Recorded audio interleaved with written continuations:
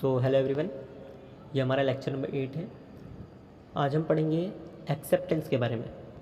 इसको डिफाइन किया गया है section 2 subsection B. Acceptance when the person to whom the proposal is made signifies his assent, therefore the proposal is said to be accepted. A proposal when accepted become a promise. जब किसी person को proposal किया जाता है, मतलब कुछ offer दिया जाता है और वो सामने वाला पर्सन अपना एक्सेंट दिखाता है, मतलब अपनी हामी दिखाता है कि हाँ मुझे ये प्रपोज़ल मंजूर है, तो उसको क्या बोलेंगे? This proposal is said to be accepted. A proposal when become accepted is become a promise. जब प्रपोज़ल वो सामने वाला एक्सेप्ट करता है तो वो क्या बन जाता है? प्रॉमिस। तो आपको एक क्वेश्चन आ सकता है, proposal when accepted become a dash promise. Section 2 subsection C, the person making the proposal is called the promiser and the person accepting the proposal is called promisee. जो proposal बनाता है वो promiser, जो proposal बनाता है वो promiser और जो accept करता है वो promisee. Example, a offer to sell his house to B for rupees 50,000 and B accept the offer to purchase the house for rupees 50,000. This is acceptance. A ने ऑफ़र किया B को कि मैं आपको अपना हाउस बेचूंगा 50,000 में, और B ने एक्सेप्ट किया कि हाँ ठीक है मैं आपका हाउस लेने के लिए रेडी हूँ 50,000 में। अगर ये जो एक्सेप्टेंस है वो अगर वर्ड्स में या फिर राइटिंग में किया गया है तो वो क्या हो जाएगा? एक्सप्रेस। और जो बिना वर्ड्स के किया जाता है वो क्या होता है? Implied. Whether the promise is expressed और implied it is equally binding upon the parties. चाहे वो एक्सप्रेस हो, चाहे कि मतलब वो वर्ड्स हो, या फिर वो इम्प्लाइड हो, मतलब आपके एक्ट की वजह से हो, वो वैलिड होता है, binding upon the parties. An implied promise is to be form from certain fact such as course of dealing with parties where there is an express contract in existence, there is no question of implied contract. किसी भी proposal को promise में convert करने के लिए क्या क्या चीज़ें ज़रूरी होती है? The acceptance must be absolute and unqualified, that is unconditional. Acceptance of offer with conditions, variations and reservation is no acceptance at all. अगर आपने कुछ कंडीशंस रख के एक्सेप्ट किया है उसको, तो वो आपका एक्सेप्टेंस नहीं होगा। Acceptance with variation is called counter offer. आपको फिलिंग द ब्लैंक्स में आ सकते हैं। Acceptance with variation is called counter offer and there is a no contract unless and until this counter proposal is accepted by the original proposal. मतलब यहाँ पे अगर आपने सामने वाले ने कुछ आपको, कार का एग्जांपल लेते हैं हम लोग, मैंने आपको अपनी कार दी 50,000 में, तो अगर आपने बोला कि नहीं मुझे 50,000 में कार भी चाहिए और प्लस एक साथ में कुछ और चाहिए जैसे कि बाइक भी चाहिए, तो ये आपने क्या काउंटर ऑफ़र किया। जब तक मुझे ये आपने जो काउंटर ऑफ़र किया ये मुझे मंजूर नहीं है तब तक हमारे बीच में कॉन्ट्रैक्ट नहीं बनेगा, क्योंकि जैसा मैंने आपको प्रपोजल दिया है वैसा ही सेम टर्म्स एंड कंडीशन में आपको उसको एक्सेप्ट भी करना है। अगर आपने कुछ उसमें एडिशनल किया तो वो काउंटर ऑफर बन जाएगा। जैसा टर्म्स एंड कंडीशंस में दिया गया है वैसा ही आपको एक्सेप्ट करना है। अ counter offer is a rejection of the original proposal and making a new proposal. अगर आपने कुछ उसमें टर्म्स एंड कंडीशंस ऐड किया तो वो न्यू प्रपोजल, वो पहले वाला वो रिजेक्ट हो जाएगा और जो आपने इसमें ऐड किया वो न्यू प्रपोजल बन जाएगा। फिर एग्जाम्पल देखते हैं यहाँ पे। A offer to sell his house to rupees B for rupees 50,000 and B writes to A that he is ready to buy his house for rupees 40,000. A अपना हाउस B को cell करना चाहता है 50,000 में, बट B क्या बोलता है कि मैं आपका हाउस लेने के लिए रेडी हूँ बट मैं 40,000 में ही लूँगा। It is a counter proposal by the B which must be accepted by the original proposal that is A। B ने क्या किया? काउंटर प्रपोजल किया, जो कि जब तक A उसके ऊपर रेडी नहीं होता कि हाँ ठीक है मैं आपको तुम्हारा मेरा हाउस 40,000 में दूंगा, तब तक वो एक्सेप्टेंस नहीं होगा। Offer must be accepted in the same term and in the same sense, मतलब जो ए के नॉलेज में है वही बी के नॉलेज में भी होना चाहिए, तब जाके वो एक्सेप्ट होगा। अभी देखेंगे essentials of a valid acceptance. Acceptance को वैलिड बनने के लिए क्या क्या रिक्वायरमेंट होती है?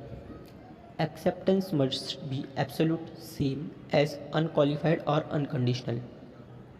मतलब जैसे आपको एक्सेप्टेंस जो आपको टर्म्स एंड कंडीशंस में बताया गया है सेम आपको एज इट इज़ उसको एक्सेप्ट करना है। अगर आपने उसमें कुछ कंडीशंस दिया तो वो एक्सेप्टेंस नहीं कहलाया जाएगा। Acceptance of proposal with condition is no acceptance at all.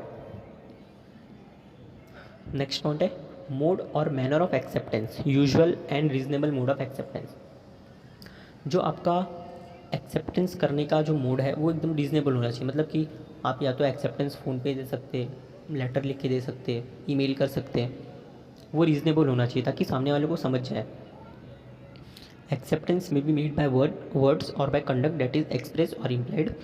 It is for the promisor to prescribe a mode of acceptance but if it is not prescribe any specific mode. मतलब अगर आपके promisor ने, मतलब जिसने agreement बनाया उसने बोला है कि मुझे रिप्लाई ऐसे में ही चाहिए, मतलब इसी फॉर्म में चाहिए, तब तक तो आपको उसी फॉर्म में देना है। अगर उसने कुछ स्पेसिफाई नहीं किया है तो आपको रीजनेबल मोड ऑफ एक्सेप्टेंस को चूज़ करना है। Usual and reasonable manner would mean that the parties intend to perform the contract in the ordinary course of trade और business. Prescribe mode of acceptance, अगर आपके प्रपोजर ने बोला है कि मतलब मुझे इसी फॉर्म में एक्सेप्टेंस चाहिए कि मतलब आप मुझे शाम तक कॉल पे बता दो या फिर व्हाट्सएप कर दो, ईमेल कर दो, तो आपको उसी सेंस में, मतलब उसी मीडियम से आपको एक्सेप्टेंस अपनी देनी है। नेक्स्ट पॉइंट है एक्सेप्टेंस मस्ट बी कम्युनिकेटेड। जो आपने एक्सेप्टेंस किया है, मतलब मैंने आपको ऑफ़र दिया कि हाँ आप मेरी कार खरीदो 3 लाख में, तो आपने सोचा कि हाँ ठीक है कार खरीद लेंगे सर की, बट आपने वो मुझे बताया नहीं कि हाँ ठीक है मुझे आपकी कार खरीदनी है, आपने उसको अपने मन में ही रखा, तो वो एक्सेप्टेंस नहीं माना जाएगा क्योंकि मुझे नहीं पता कि आपके मन में क्या चल रहा है। Acceptance which is made by the acceptor is required to be communicated to the proposer. If there is no communication of an acceptance that means that there is no acceptance at all. यहाँ पे case law दिया है, draft agreement relating to the supply of coal was sent to the manager of a railway company for his acceptance।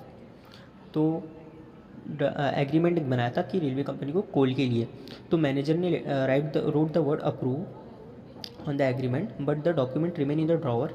It was held that there was no contract as there was no communication of accept. तो उसने क्या किया, जो उसको कोल के लिए agreement बनाया गया था रेलवे कंपनी के लिए, तो उसने वो ऑफ़र उसको एक्सेप्टेड था, पर उसने क्या किया, वो पेपर पे अप्रूव लिख के उसको अपने ड्रॉवर में ही रख दिया, उसको बताया नहीं कि मुझे आपका ऑफ़र मंजूर है।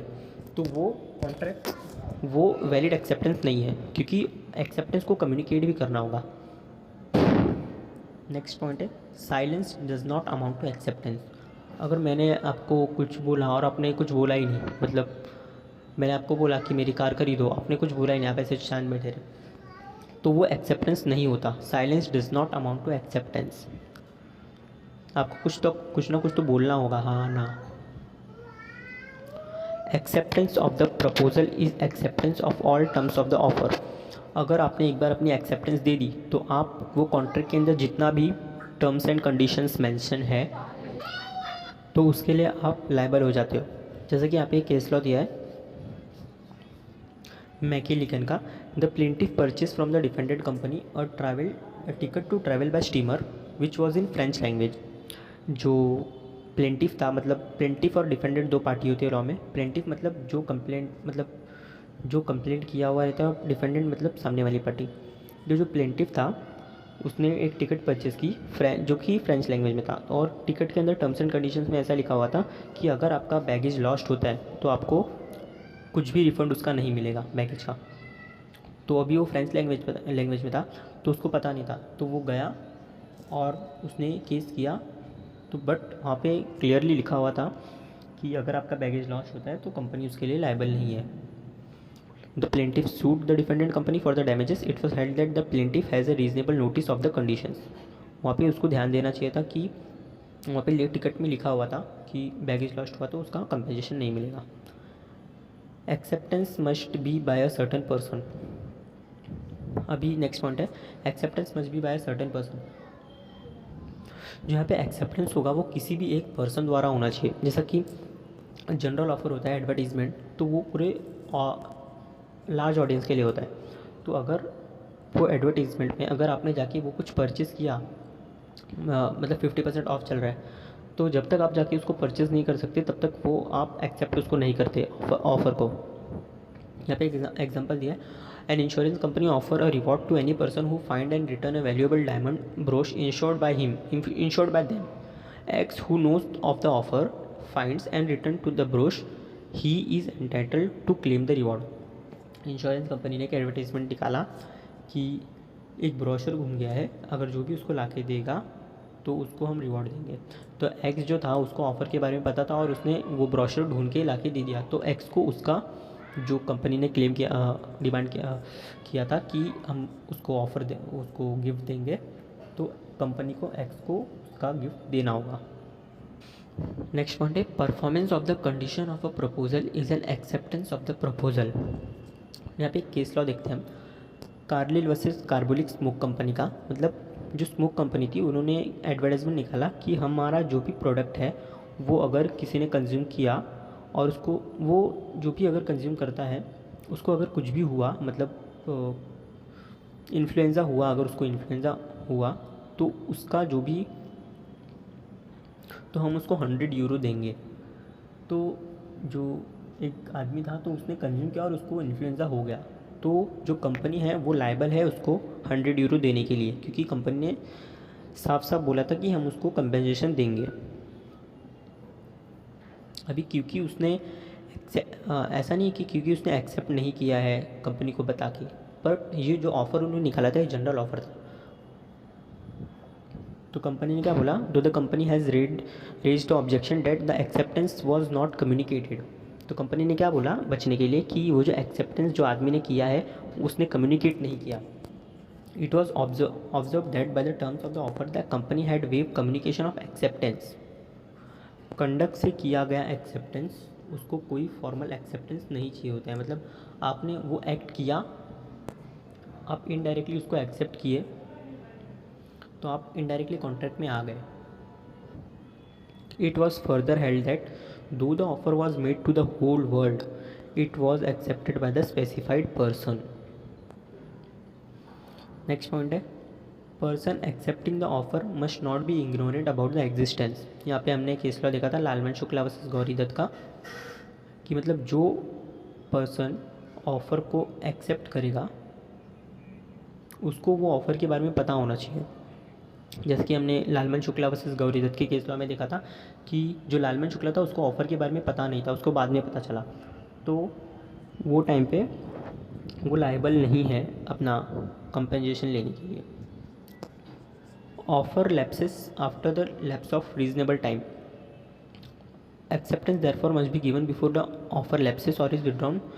What is a reasonable time depend of the fact and circumstance of each particular case and the circumstance. मतलब जो भी आप एक्सेप्टेंस लोगे वो पर्टिकुलर टाइम में होना चाहिए। मतलब मैंने आपको आज ऑफ़र किया कि आप मेरी कार खरीदो, तो आप मुझे 6 महीने बाद या फिर 1 साल बाद आके नहीं बोल सकते कि हाँ सर मुझे आपकी कार परचेज़ करनी है। वो एक रीज़नेबल टाइम में होना चाहिए। लास्ट पॉइंट है acceptance must be given before the offer is withdrawn और इज़ रिवोक। मतलब ऑफ़र जब अभी मतलब यहाँ पे 50% ऑफ चल रहा है, मतलब 1 to 5 अगस्त के लिए इंडिपेंडेंस सेल चल रहा है 1 to 15 अगस्त, तो आप 20 अगस्त को जाके वो 50% ऑफ नहीं मांग सकते। तो वो रीज़नेबल टाइम में होना चाहिए, मतलब वो ऑफ़र रिवोक करने के पहले आप उसको जाके डिमांड करना चाहिए। तो आई होप एवरीवन सबको ये समझ में आया होगा and thank you for watching the video. अब मिलते हैं नेक्स्ट वीडियो में। Thanks for watching.